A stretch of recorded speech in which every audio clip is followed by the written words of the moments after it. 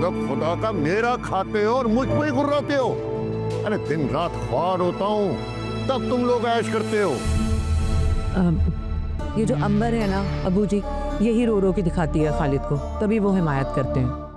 अरे तो तुम्हारी सास क्या कम है? अब आएंगे ना खालिद तो कह दूंगी उनको मैं कि अपनी माँ और बहन की बातें सुनने की जरूरत नहीं है। अंबर की शादी के लिए किसी को कहा है? जी सफिया को कहा है मैंने। उसे कहो कि जल्द अज जल्द कोई रिश्ता बताए। सिद्रा ठीक कह रही है, अंबर के तेवर दिन ब दिन बदलते जा रहे हैं, इसलिए जल्द अज जल्द उसे रुखसत कर देना ही बेहतर है। समझी तुम?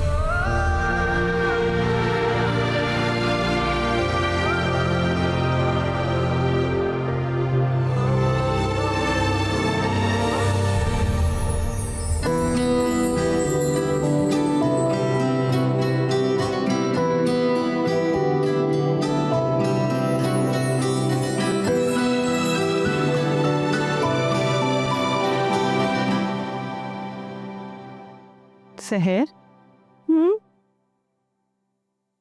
बेटा कॉलेज के लिए तैयार हो रही हो? जी।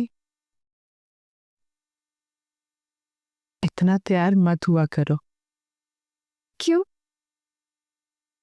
अच्छा नहीं लगता लोग बातें करते हैं। अम्मी समाने की फिक्र करना ना आप छोड़ दें।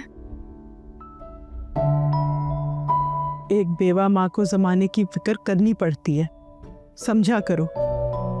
तुम्हारे अब्बू जिंदा होते तो और बात थी, अब हालात बदल चुके हैं, लेकिन तुम ये बातें अभी नहीं समझोगी। समझना भी नहीं चाहती।